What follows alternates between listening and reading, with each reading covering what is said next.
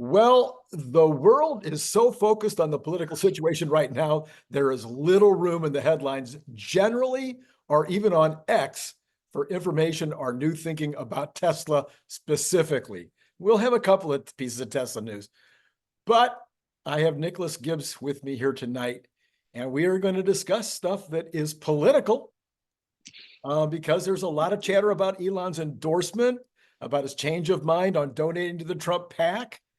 Whatever the amount is, it could be the amount that's been stated, it could be a different amount. But we want to know what is motivating Musk on this, and what are the potential benefits and risks associated with these current moves. So we're going to look at it strictly for the purposes of our past and future investment. You already know about Nicholas and I, we have political points of view. They're pretty aligned. But that's not what we're talking about right now. What we're talking about is what does this mean? What does it mean? Where did it start? And what is the motives, etc. So then at the end, after we talk about the markets and everything else, Nick and I are going to take a look at the assassination attempt and consider whether that Mr. Crooks had some other crooks helping him. And we'll see what happens there. All right, Nick, I'm gonna keep you on the sidelines for one more minute here. I want to draw a scenario. Okay. I'm going to say that Musk wasn't thrilled with his first round of activity with Trump back in 2017 when he was on that commission. They weren't doing anything. He wasn't happy with the direction of it. He quit. He wasn't happy. But then over the next 7 years, I think he's changed his thinking politically. We've watched this process of him changing his thinking politically. And as with so much he does, it seems to be leading to a huge tech migration into more conservative viewpoints. He has led, and a lot of tech people are now following him. In particular, he seems to be very concerned about free speech, spent $45 billion to back his play with regard to free speech, and the undemocratic effort to thwart free speech that was being carried out by the Biden administration and major left-leaning social media and internet companies in this last election, and they wield immense power going into this election. Now then, over the last couple of years, Musk has met with and talked with Trump, not just as a business person, not just as a constituent, but also as a friend at this point. And he's really learned what Trump is made of. And I think he's decided he liked what he saw, and he also knew that he had less than zero influence with the Biden folks and that they were undermining him at every step. So, number one, he likes Trump personally. Number two, he's more aligned with Trump on the issues. And number three, he's hacked off with the Biden administration. And I think this is what's motivating him. What do you think about my analysis? All right. Yeah, so there's a lot to unpack there. And I'm probably going to miss several points I would like to make because there's a lot said there. Here's my general point of view on, first of all, let's talk about Elon and a lot of Silicon Valley moving toward the conservative party. I think it's a mix of both. I don't think this is the same conservative party that we had with Bush, Senior, Junior, Reagan, etc. This is a different conservative party. This is a party that's more about not going to wars. This is a party that is, more has characteristics of a what's the word I'm looking for? Oh man, I'm struggling here. Wow, this is not good content. It's been a long day. Yeah. Just a neutral view on, I can't think of the word, not independent, not conservative, libertarian. That's what I'm looking for. Oh, more libertarian. Yeah. Yes. The conservative party has adopted more libertarian views when it comes to gay marriage and things of that nature, right? So I think the conservative party under Trump has modernized in many ways. And I would also say this is a conservative party that actually has a vision rather than vocalizing what they're against. I see. Right. So I think it's transformed. I mean, you listen to someone like Vivek, he articulates it so well. Trump doesn't articulate it as well, but it's a lot of the stuff he says, and so I think the Conservative Party has also evolved. At the same time, to your point, I think a lot of people in Silicon Valley, whether it's Elon, Peter Thiel for a long time, but you see like Chamath, you're seeing a lot of these people start to say, okay, we were down for the Democratic Party. Like we thought it was great for people to have certain rights, whatever, all this stuff. But the problem is we don't know how to say enough's enough. Or we keep going too far. We keep going to the extreme and over and over. And there's a certain point where it's gone too far. And they're saying we've gone too far. And now here's the Conservative Party that's not what it was. It still has its roots and its elements, right? Mhm. But it's evolved.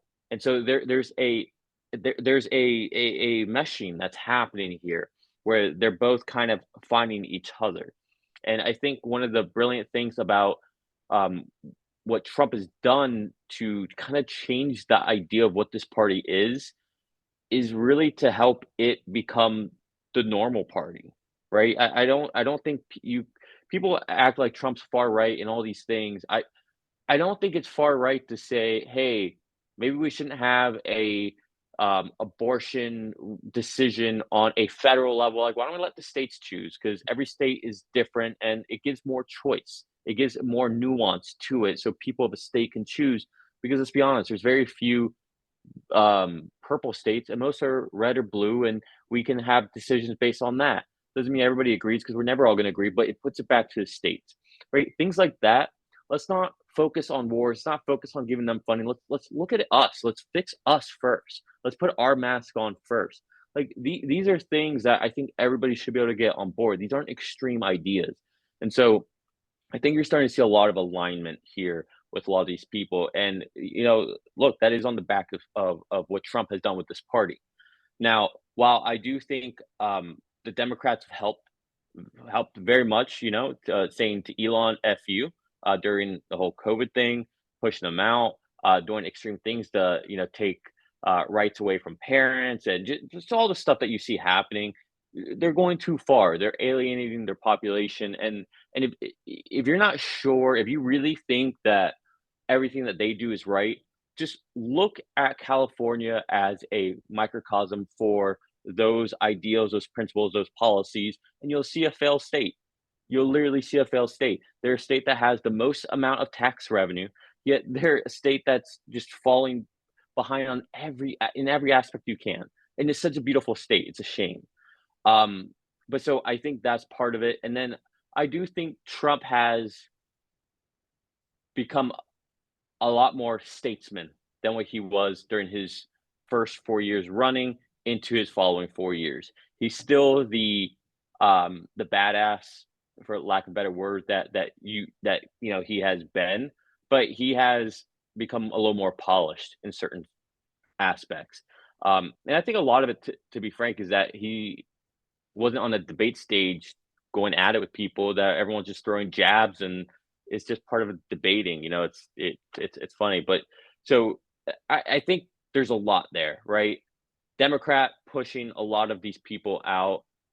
These people in Silicon Valley saying like, "What the hell is happening?" The Republican Party has modernized, changed. Trump party era is a lot different than previous Republican parties. Not saying that they were bad, right? I think every party has elements of good in it, but it's changed. It's more, I would say, focused now on merits, on ourselves, on being great, right? Like just be great. That's what we want to be about. Like let's be on merit. Let's focus on us. Let's stop, bankrupting ourselves. And I think that's a message that everybody's pretty much on board now. Like I imagine David Friedberg, for example, who is probably one of the last people that you would imagine, if you know who he is, all on podcast, that would vote for Trump. And I would bet money he's going to vote for Trump. And I think that says a lot. Black Americans, right, mainly, especially males, they're seeing a whole different side of what can be, right? They've been told that they have to vote Democrat this entire time, their entire lives, right? They pretty much come up like, if you're black, you have to do this. I mean, like, I'm not making this up. Joe Biden said that. Yeah. If you don't vote for me, you ain't black, to Charlemagne the God. Like, that is insane that somebody would say that. Like, so I am not who I am because I don't vote away, because I don't have a decision, because I don't have a point of view. And, for lack of a better word, they are getting unplugged from the matrix and seeing like, whoa, hold on. Right? Everything we complain about, everything that's wrong, and we keep voting for the same thing. So maybe we go a different way. So a lot's changing. It's changing fast, and I think it's for the good. I think it's for the good. We need change. We need people to be able to evolve. And I hate to say this. I think the assassination attempt was what this country needed. Oh, This country needed it. No, I'm saying from a I unified understand. way. I understand. Yeah, like there was a moment. It was like a 9/11 moment, is what it felt like to me. Yeah. It brought people close together. It allowed people to put down their aggression, their beefs. There's still people out there that just want to politicize it, but it was like a 9/11 moment, and I hope that carries on. But it's sad that has to come to stuff like that. But we need to unify as a country. Like this bickering is ridiculous. So we can't get inside Musk's head, but if we were to get inside Musk's head, what do you think about my analysis? Do you think that he came to like Trump personally, since he's had multiple meetings with them? He's hit with him. He's talked about the meetings. He's talked about what appears to be camaraderie between them. Do you think that's part of what's going on? That's hard to say. I think Elon is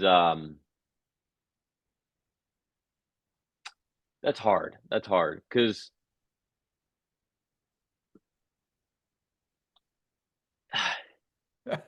here's the thing. And Randy, like, let me apologize if this is like not appropriate for your channel to say, but Go ahead.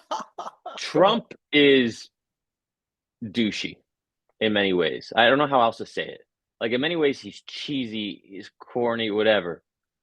But at the same time, there's something you just kind of like about him. Like it's like like he's funny. Like it's He didn't get the #1 television show, for years and years and years because he's not exactly. something. I didn't listen. You can say it on this show. I've never thought he was any good at all. I never watched that show at all. I just, but I have read an awful lot of people talking about the fact that when you know him personally, he's extremely charming, extremely fun to be with, that he asks questions. They've talked about that actually on some of the more liberal news over the last couple of days, that he's somebody that if somebody says, let's go get pizza, he'll ask everybody in the room, what kind of pizza?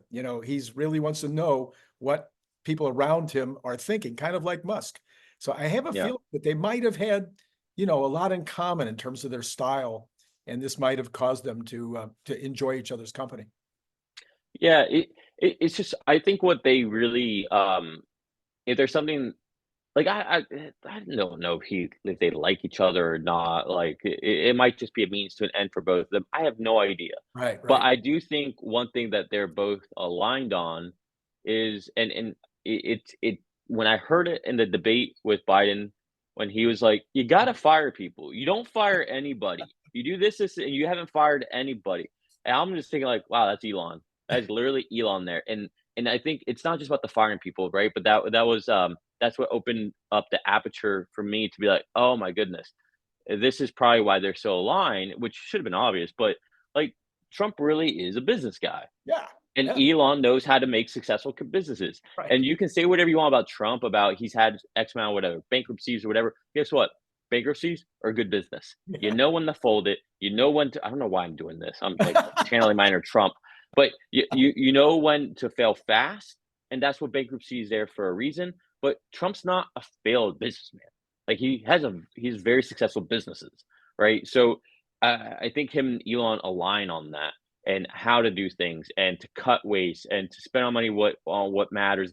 And look, they're both billionaires. Like they're you're not get and this is what I've always loved about Trump.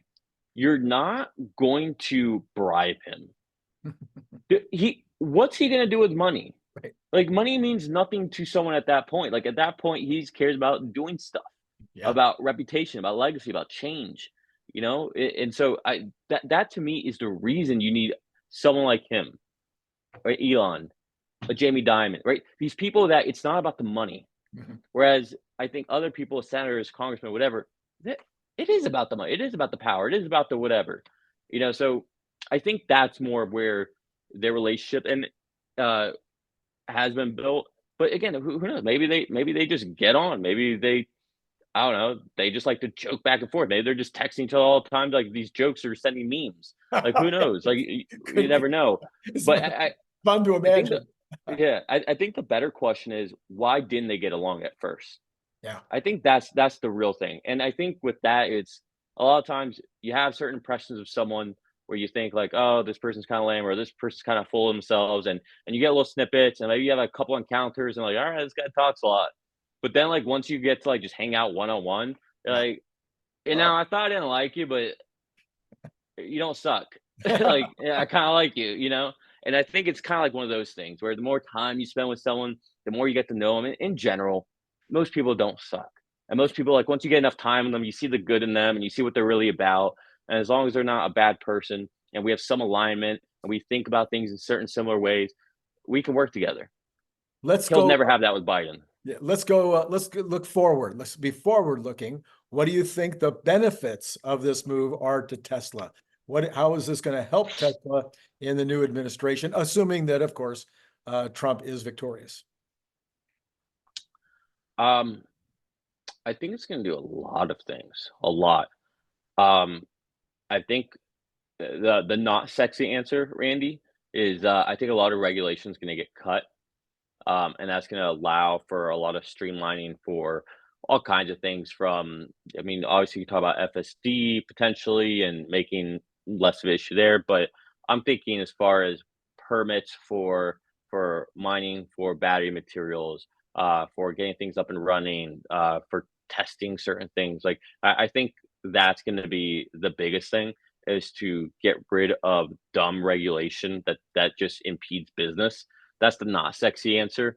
I think tariffs and kind of calling out what is probably going to happen with the Chinese companies making in Mexico and then trying to ship into the States. Mhm. I think Trump will kind of put an end to that, at least during his term, because that's just a loophole. That's all that is, right? I think. Okay. Do Go you ahead. think that Musk will now have Trump's ear? Will he be able to talk to him about the benefits of electric vehicles? Will he be able to talk to him about the benefits of solar battery, wind battery, and nuclear, as opposed to well, not as opposed to, in addition to oil, gas, et cetera? He's not going to talk anybody out of, but you think he'll have enough of his ear to be able to just have listen, great. I'm not asking you to cut back to reduce the amount of oil that's being pumped at all, but I am suggesting that we need to have a lot more energy, and it's it's going to be better if it's clean and renewable. Yeah, I don't think that's going to be Elon's push, to be honest. Oh, I think uh, there's I don't think there's anything Trump's gonna do to. There's no blockers right now, as far as I'm aware, for energy storage, right? Like that's everybody knows about energy storage. They have such a big pipeline. Like there's no limiting factor there. Trump's already said he's open to nuclear. He said it, I think, on the All In podcast. Like, right. so there's nothing there. Definitely. Um, to be honest, the more you drill and lower the price of oil, in my opinion, the faster we move away from oil. As weird as that sounds, um, but I don't know. I think it's just gonna be more on regulation. And you said looking to the future, the things that we don't have yet. FSD with a road taxi, Optimus getting out there. I think that's where the road's really gonna get paved. It's not so much about energy. It's not so much about electric vehicles. Um, maybe not getting rid of the tax incentive, but Oh. even if you get rid of the tax incentive, to be completely honest, and like I don't know for sure, I bet you that helps Tesla. Elon says it helps Tesla. Almost all the pundits are saying it helps Tesla. And so, Elon's 100% for getting rid of the subsidies. So what about the risks? Do you see any risks of this new administration and or Elon's relationship with Trump going forward? I see absolute zero risk. Okay. Why? Let me explain why. Because the worst possible outcome would be what he has today. You have the president who's trying to look into you, whose home state is trying to take away your compact. Like literally every worst possible case is here right now. And to be honest, it's almost a blessing that all this happened to Elon, because now when he works with Trump and he tries to, you know, get something done, Elon's going to remember what it was like to be the other way. So maybe Elon will, I don't know, check an ego a little bit, maybe not get so hot-headed because he's trying to have a certain outcome because he's thinking about the bigger picture. But with Biden, like he tried that, he voted for him, he endorsed him, and what he get? Well, he doesn't get invited to EV Summit. He gets all this crap. Oh, get looked into, and it's like, what the hell? So I think there's zero risk because it I mean, never say never, but I don't think it get much worse than what it is right now. All right, so let's talk about the one story that was out there today. Yahoo did a report that Tesla has 600 new job postings just in the Bay Area, and at least 30 of those are robotaxi related, and 30 are Optimus related. So it looks like we're starting to build back after the big layoffs, and Tesla stock was up today. It could have been for multiple reasons, but that certainly didn't hurt. What do you think? Well, what's the other 540? I don't know. They said it was Oh, a lot of boring jobs. Probably employees for the second shift or whatever. There was no. It said the rest of it was boring. That's what they actually said that in the article. I don't remember it was boring, but they said yeah. standard jobs. Do you know what the robotaxi jobs were? Was it just drivers No, or? they didn't. Again, this particular article, Okay. Yahoo, they didn't go into it. Yeah. Okay. No, I think I I have no reason to believe anything that I'm about to say other than it's just a feeling I have. But you see signs like that, the delay to the robotaxi events and the answer of why. But you see all this stuff and it feels things feel different is all I can say. It feels like we're on the precipice of something. And you know, I don't know. It's just that's all I can say is that Not investment things feel advice. different. It just Yeah, not feels good. Yeah. yeah, it things just feel different, you know? I mean, it's look at the stock. We're at what, 250 something, right? 556. Yeah. Yeah. I don't well, don't say yeah because that's gonna be at the end of this channel, right? Um, I got jokes. But last time we were at this price, we weren't the same company. No, no, no. We are it's like we are so much more dense now, Yeah. right? We're solid. We got such a solid base. Yeah. I mean, you see these China numbers, you see what's happening. Elon's getting along with the soon to be president. That's a good relationship going on. FSD where it's at, the road taxi or hiring more. It's hiring that much more for Optimus too, right? And nobody's talking about Optimus. It's like, all right, things are building and we're just so close. I don't know how else to say it. Like if you don't follow this, I get why you would probably be like, what Yeah. are these guys That's talking exactly about? But if you follow it close enough, like it's like your body. When you work out a lot, you eat well, like when your body's like about to get sick, when something's like slightly off, Mhm. it's like that. You follow this close enough, the day to day, you're following everything, you're doing your research. When things start to feel a little different, things get really interesting. So that's where I'm at. That's all I can say. I don't have anything else. Okay. What do All you right. think? I know Oh, you're excited about the Optimus. What oh do you no, think? I think if they're hiring for Robotaxi and hiring for Optimus, that's exactly what we want to hear. And you don't hire positions that you don't think you have more need to, gear up for something. I mean, so if you're, what are you gearing up for? Well, you're gearing up for customer service, or you're gearing up for production itself, or you're gearing up for more because you're going to add grok to the robotaxi and to the Optimus or something. So there's something, when you're adding 30 more people on each of those, it's not insignificant. That's how I looked at it. Yeah. And just Randy, the fact they're adding at this point. Yeah. that's a very good point. Randy, I'm sure, I've been traveling, so I'm sure you have an episode where you talk about this, but just give me the Randy quick sneak peek on inside your brain.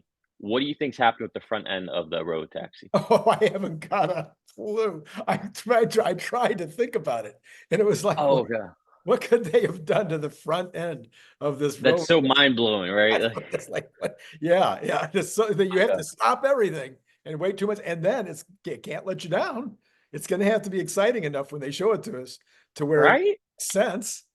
Yeah, exactly. Can't be blowing smoke. Yeah. Okay. Yeah, I haven't heard any good theories out there, but I also haven't. Last couple days I've been like out of the loop with everything. So, but I'm so curious what the theories are. Believe me, nobody's talking about any of this stuff. Everybody's talking about everything that we just talked about, except we talked about it way better than them. Okay. So on the economy, seems to be slowing down. Everybody now is saying it's slowing down. The Fed seems ready to cut rates. It's 100% now, I think, for September that they're expecting a cut. Now people are starting to talk about a 50 basis point cut instead of a quarter. They're talking about, I know, back to you again on that one. And people are beginning to talk about our 3 cuts in a row, September, November, December. So number one, that's got to say that that everybody's feeling this slowdown, or they wouldn't be getting this sure of themselves. Number two, though, what we're seeing right now is this money flowing out of the Mag 7, out of the NASDAQ, and in the 650, whatever it was, point gain on the Dow today, 3% for the Russell 2000. So now this is the 4th or 5th day of this rotation into value stocks, dividend stocks, stocks that have not participated in the bull, Cathie Wood stocks, smaller companies that benefit from lower costs of credit. Do we know enough to call it the beginning of the great rotation?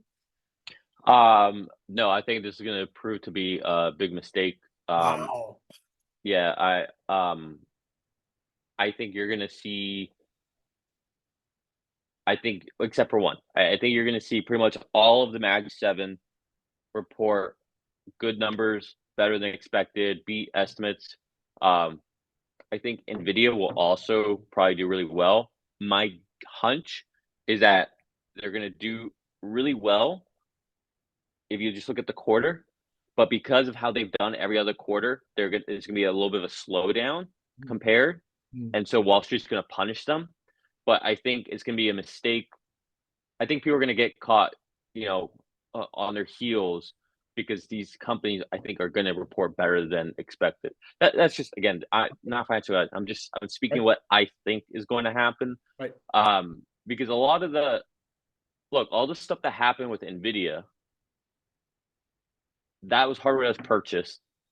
And then while I've been saying for a long time, I think this LLM thing is like kind of a hype cycle. It's not real AI. I think what Tesla's doing is real AI. There's moat around data and all that. Everything else is commoditized. But all these companies so NVIDIA sold all these servers, all these GPUs to all these hyperscalers. Well, all these companies want to do Gen AI. Well, they're the ones that have been spending more and more and want money on these resources. We haven't seen that yet. Right. But the hyperscalers are no different, in my opinion, than NVIDIA. They're the picks and shovels. Right. So that spend, I don't think we've seen come through yet. So I think the hyperscalers is going to do really well. I think Meta is going to do really well because advertising, I think, is still booming because as things slow down, sure, spending might slow down with advertising stuff. But I think before it slows down with the advertising, the way we saw like with COVID and all that, I think it starts to find gravity on the companies where you can get the most bang for your advertisement, and that's YouTube and that's Meta. So I think they're going to do well. I just think NVIDIA is going to take a hit because the quarter growth won't be as amazing. It'll be amazing, but won't be as amazing as it's been previous quarters. I think people are going to be caught back-footed. And I think the reason the Dow and all those were up is probably because people are just selling out of those and just putting into an index fund not actually buying these small caps. Oh, That I imagine it's more of that. okay. So All right. Well, just that'll a be theory. interesting to watch over the next week. If we have a couple of weeks of this rotation, then I think we have to take it seriously. But 4 or 5 days does not a trend make necessarily. But there's a lot of headlines that are calling it already, so that's why I wanted to bring it up on the show. All right, let's go ahead and take a look at what happened today. So we've got Tesla was up $3.92 to 256.56, and then in the after hours down 52 cents. So not a lot of activity in the after hours for Tesla. The rest of the market, the Dow ended up 743 actually for the day. The NASDAQ was actually did end up in the green as well at 36.74. S&P up 36. And the Magnificent Seven mostly down. Apple and Amazon up but just barely. Of course, Tesla up nicely, and the rest were down. Pretty significantly. Meta down 6, Microsoft down 4, Nvidia down 2, Google down 3, or 2.5. So but the Cathie Woods almost all up. So that is that rotation that we're talking about. But will it last? That becomes the big issue. But Cathie Woods have been beaten down so badly, and they were up nicely today. Very, very strong today. Okay, so what do you think about all that? Anything new? Anything more to add to that story, or? No, I just look. I think the winners have been the winners for a reason. I don't think they stopped being the winners. I think if you see, let's tie this full circle here, Andy. So we were talking about the Fed. We're talking about things slowing down. We're talking about rate cuts, 100%, all that. Why? Well, because CPI came in negative. Which, by the way, remember who called that? Yeah, I know. Nobody else is calling that. I know. All right. I agree. Why was that happening? Well, because we're starting to see finally the housing numbers come through for one, but you're also seeing a slowdown in services. We're hearing from Target. We're hearing from all these. We're hearing from fast food restaurants. And so, if all that the consumer spending is slowing down, explain to me why these smaller cap companies make sense, rather than someone like Apple, which look, no matter what happens, people aren't going to stop buying this, right? And right now, Apple's only up because people are thinking that there's going to be a huge refresh cycle because of these AI features, right? And I put in quotes. Yeah. I venture to guess they're still going to suck. Amazon, Meta, Microsoft, I already explained those. Nvidia, I already explained that. Tesla, they're going to have a good quarter. Right. And they're going to have really good guidance and good talk about, not forget about the guidance, even that. It's going to be good, I think, but it's going to be all about what's next to come. And Elon's going to definitely hype that up. So what about this scenario? The scenario would be the market always looks 6 months out. The recession has already started, maybe even a month ago, maybe 2 months ago, but we're already in negative territory. The recession will go for 2 quarters because it's really hard to beat last year's numbers, and because there is a slowdown and consumers have run out of money. That would be a 6-month recession, but then we have a change. The market is now, they're definitely thinking there's going to be a change in power, a change in government. Change in government usually means that the economy has a little run. After, it doesn't matter which way it goes, Republican to Democrat or Democrat to Republican, doesn't matter. So the market is saying it'll be a 2-quarter recession, or close to recession, or maybe a bad recession, whatever it is, 2 quarters and out, and first quarter next year it's off to the races. So they would be betting on the small caps and the medium caps as recovering in January because they'll be paying so much less interest for their borrowing. So let me. Are you putting a theory out there, or are you back to thinking there's going to be a recession? Oh no, I've been calling a recession for the 3rd quarter for a while. Okay, I thought you were off of it for a little bit, but No, okay. the beginning of the year, I said no recession this year. By February, I was saying 35% chance of a recession in the 3rd quarter. By about a month and a half ago, about 6 weeks ago, I started saying, nah, we're going to have a recession in the 3rd quarter. Okay, And so maybe 4th. here's at least today, July 16th, Right. my prediction. Right. we are going to start seeing aggressive rate cuts. We will see that's going to spur the market. Where second half of the year tends to be a more bullish part of the year. You're going to see Trump win the nomination. Before he's inaugurated, we're going to see some of these wars come to an end. This is what I think is going to happen. No, I believe you. I've said the same thing. Oh, okay. I think the market is going to do really well. However, I still think, to your point, there's a chance that we maybe not a recession, but get really close to it. Maybe we do have a recession, like technical recession. It could be negative GDP in the third quarter and not in the fourth, and it's not a recession. Yeah. Or it could be both, right? Right. We got two negatives and it's a technical recession. But what I'm trying to distinguish, I think the market's going to be up regardless. Oh, I don't think the market will be down. Yes. Okay. With the interest rates, with the fact that will be the second half of the year, new administration. If you know the Russia-Ukraine thing is essentially coming to a truce before he even gets into office, the fact that he's the one that's coming to office, like I think all that's going to spur growth and just excitement and just animal spirits, as they say in Davos. As they say. Okay, let's look at the bonds. The 10-year in the pre-market rather is up 0.4 basis point at 4.17. It was down today, but now back up at 4.17. That's a nice number, getting closer and closer to the 3 handle. We've got the 2-year is a down 0.6% in the pre-market. So 4.36 and 4.7. I'm sorry, my eyeballs are not scrambling right here. 27, about a 27 point basis points of difference on the inversion. So what we were at 50, 6 months ago, we had come down to around 35, then we got to 33 and held at 33. We dropped to 23. So it was looking like that was going to, maybe keep going, but at least for today, it's picked back up a little tiny bit. One day does not a trend make, but at least the trend has not continued down in this direction. But now there are people talking about it in the financial press. So I've seen multiple articles now talking about the inversion as we start to see it collapse. So any thoughts on the inversion?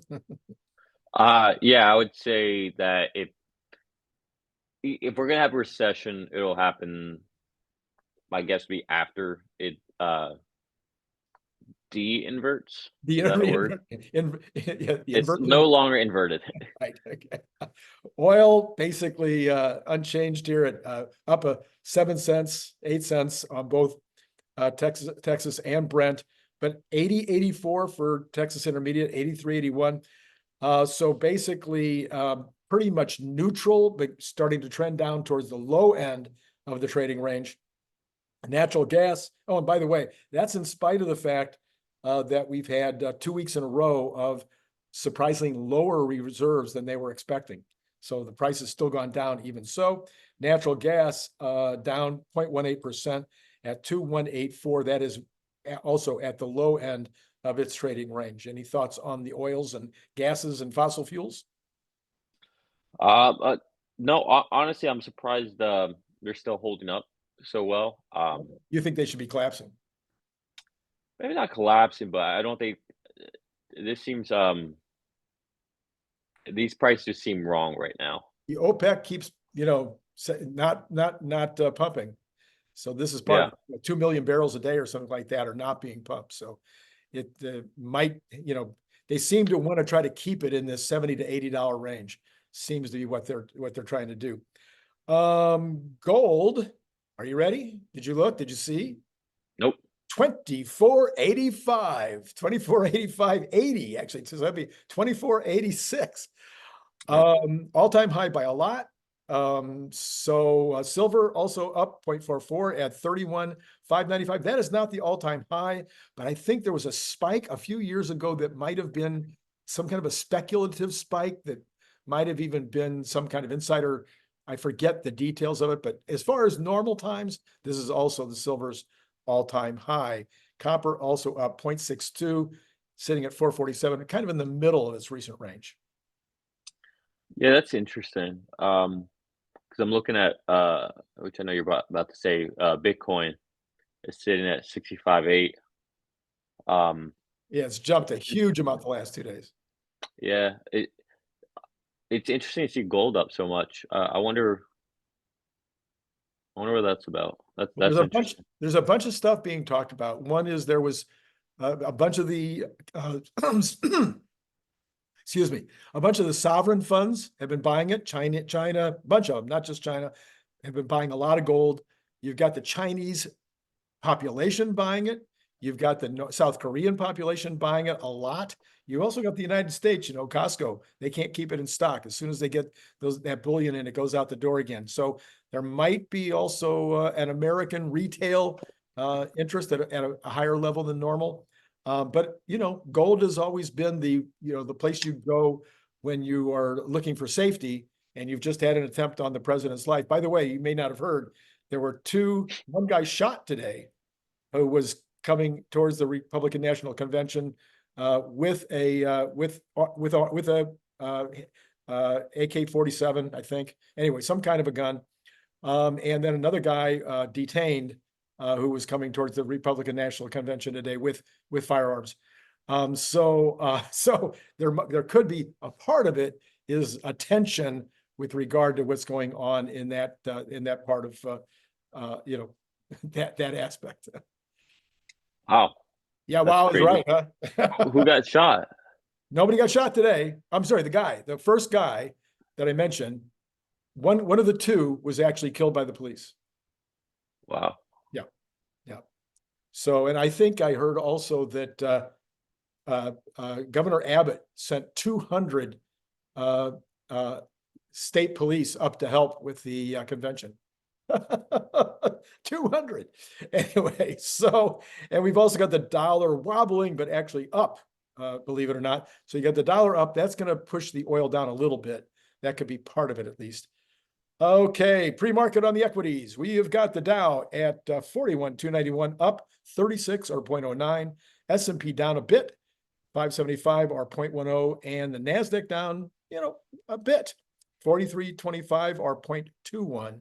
So kind of the same thing. We still got this rotation happening, at least in the pre-market going into tomorrow.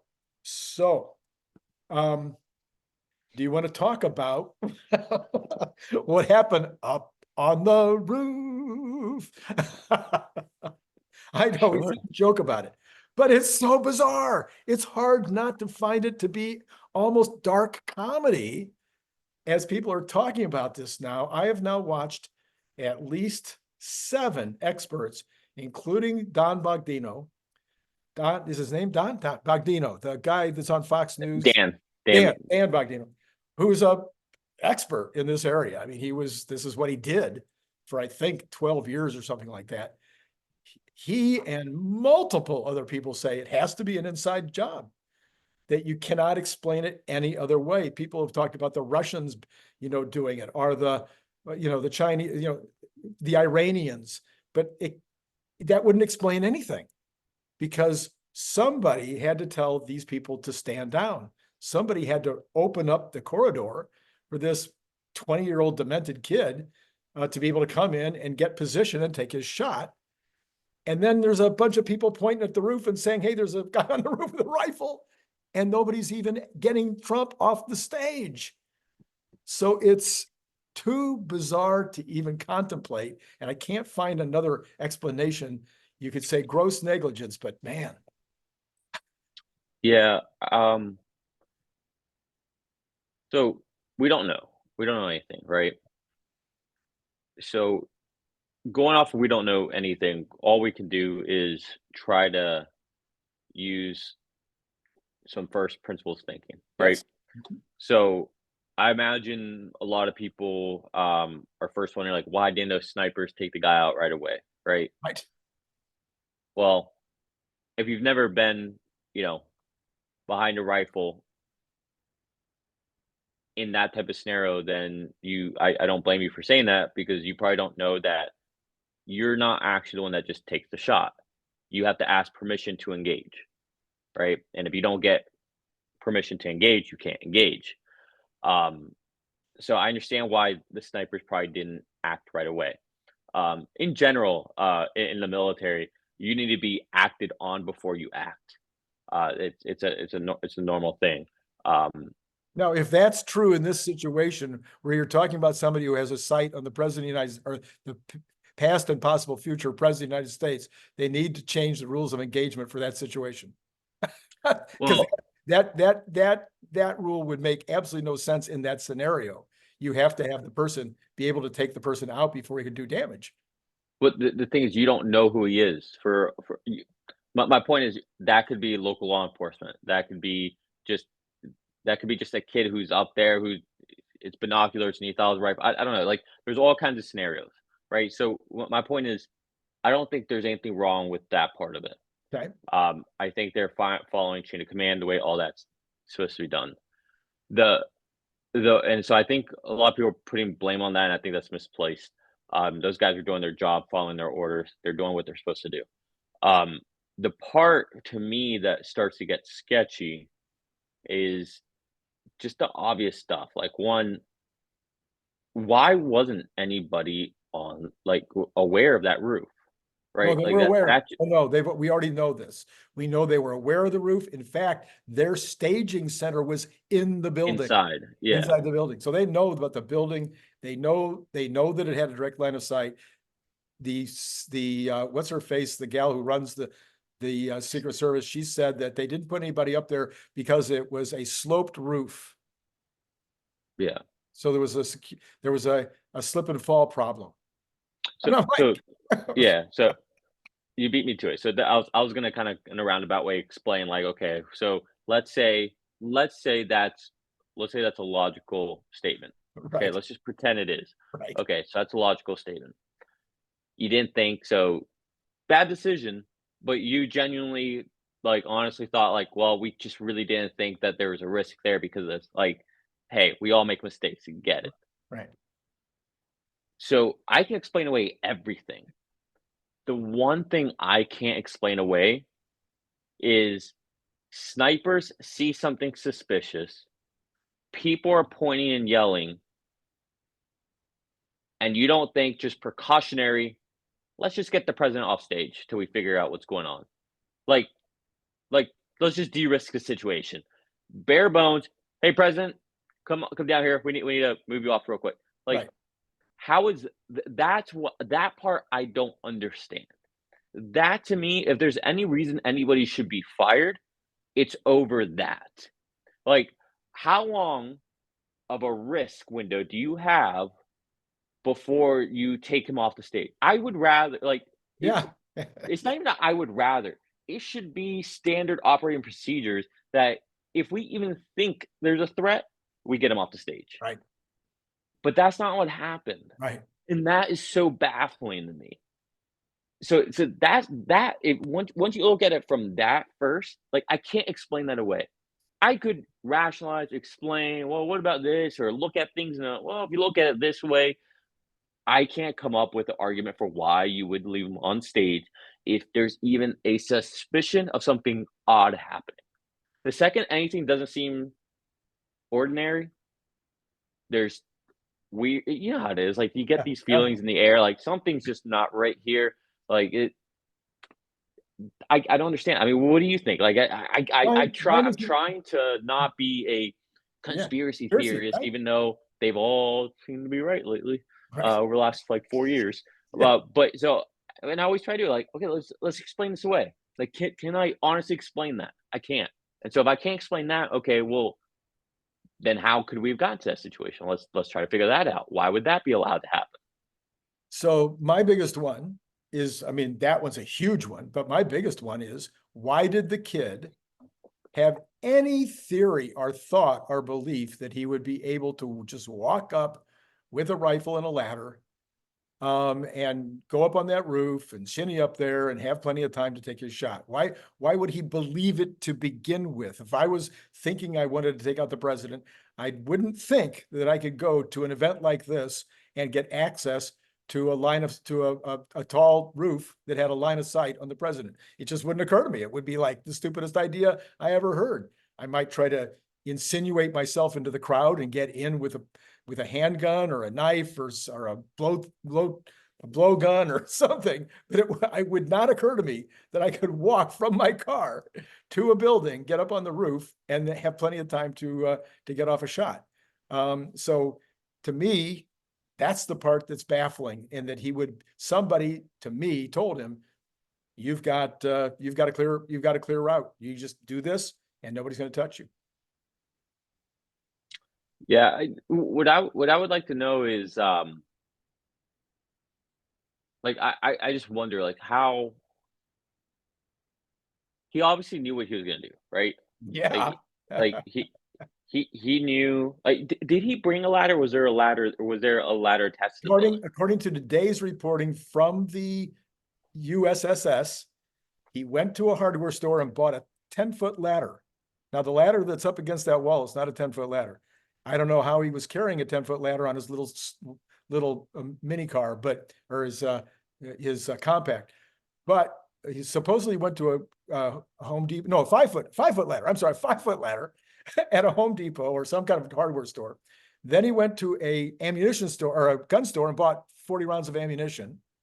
Then he got in his car, drove an hour to the venue, got out of his car, walked over and put the ladder up and went up, except the ladder is that's shown in all the pictures is way more than a 5-foot ladder. And I don't know how a 5-foot ladder would help you get up onto an industrial roof.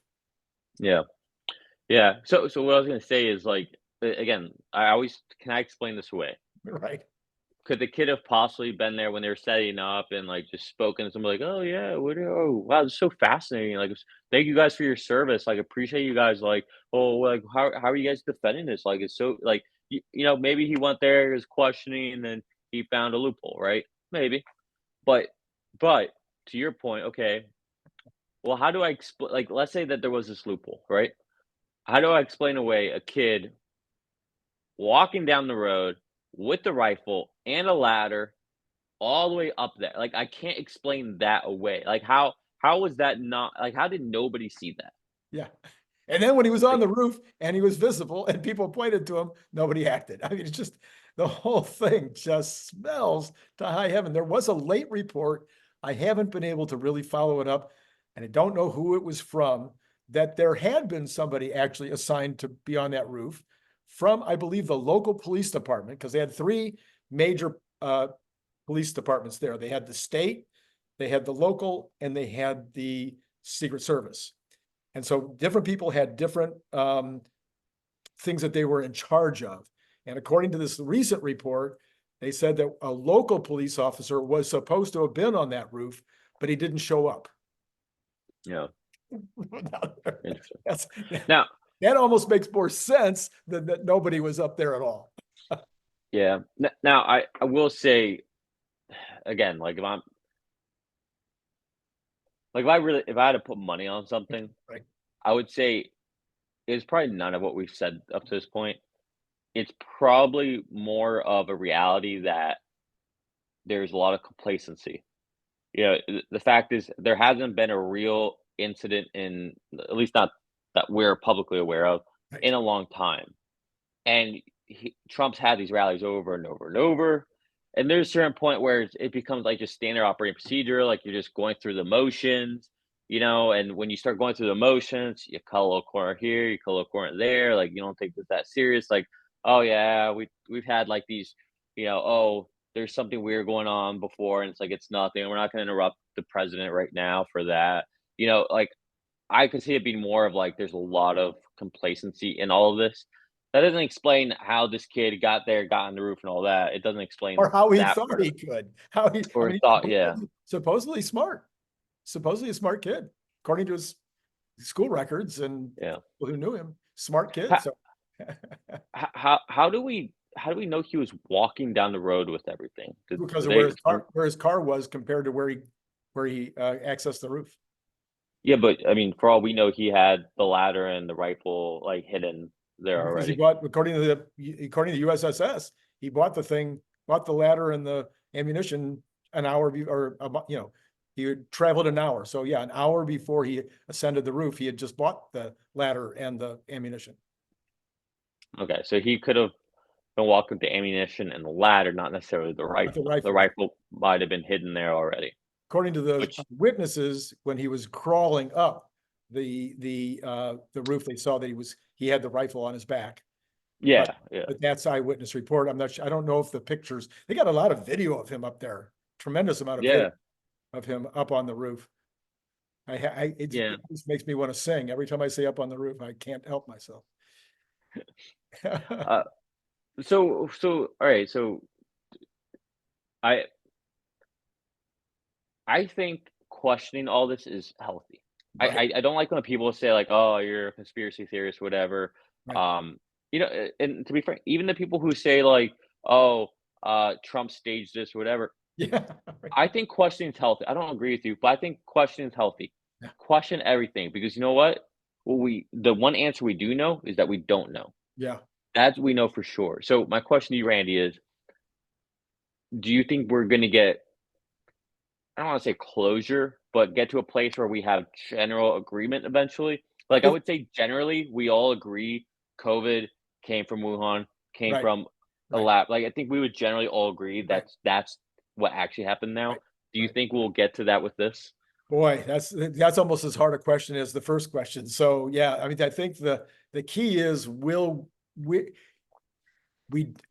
are so distrustful of the deep state right now. We're so I mean, it's both sides. It's not just Yeah. the Republicans. Everybody's distrustful of the CIA and the FBI and everything else. And, after seeing them raid Malargo, it just takes your breath away that they would decide to have a 20 men, whatever it was, 30 men, whatever it was, raid the president's home in Florida in order to, over some files. I don't Yeah. care what the files were. I don't care if they were the most important files that the government had to do the raid like that. Nonsense, just ridiculous. So there's a lot of, I think, uncertainty about who has beefs and who doesn't have beefs within these agencies. 51 people within those agencies claiming that the Hunter laptop story was a Russian hoax makes people distrust. And so to think that 2 or 3 or 4 people within the agency or within an agency decided, hey, we're going to create a slipstream for this guy, and then we're going to go groom him and convince him that he's going to be famous forever if he does this. Not that hard. I've seen the movie. Yeah. Right. Yeah. So do you think there's another assassination attempt? Well, again, there was 2 guys today. 2 guys today showing up with guns. But do you think there'll be another, like, Anybody get close enough and break through the best possible Secret Service in the world, get close yeah, enough to do something? Well, again, the Secret Service warned today, or FBI, I think, warned today that copycats were likely. Also, retribution, they said, was likely. I felt like that was something they felt they had to say, because who do you do the retribution against? You don't have an enemy to go against in terms of retribution. So I'm not sure what that meant. But copycats, they said there's probably going to be copycats. And again, we've already got two folks at least showing up, and these guys were probably both really deranged. That's my guess. why do you think this happened? From a religious standpoint, from my belief in God standpoint, or do you I mean, mean the universe is acting? I mean, in what sense do you ask the question? I don't know, however you wanna answer it, like, whatever you think the right answer is. Like, Let's just why do you think what do you think why do you think this happened? Like, well, do you think it was something led to this, or do you think there's a divine reason? I don't know, like, yeah, however you wanna answer.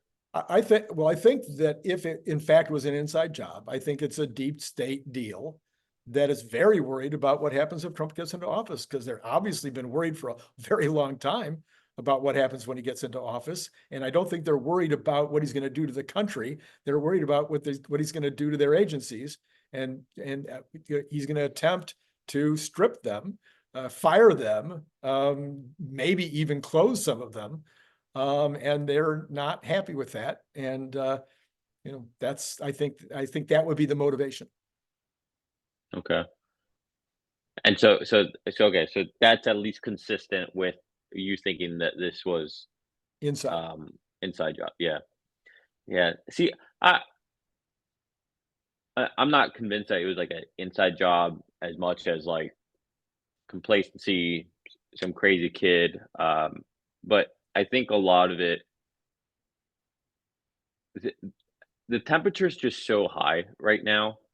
Um, and I know this isn't people won't say this. I don't know why.